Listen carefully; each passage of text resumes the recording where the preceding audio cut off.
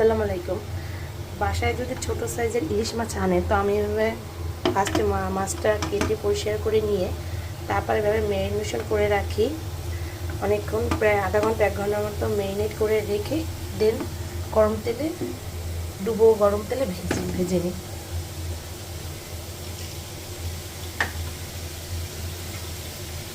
কারণ এই মাছটা যদি ঝোল ঝোল করে রান্না করা হয় ফ্রাই করার পরে তো কাটা থাকে, সেক্ষেত্রে বেঁচে খেতে একটু রিস্ক হয়ে যায়।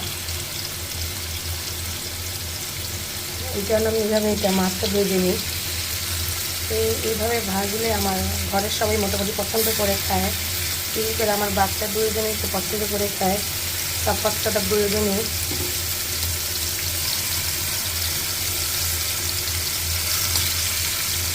আর লাস্টে একটু পেঁয়াজের গ্রেভি করে নিই।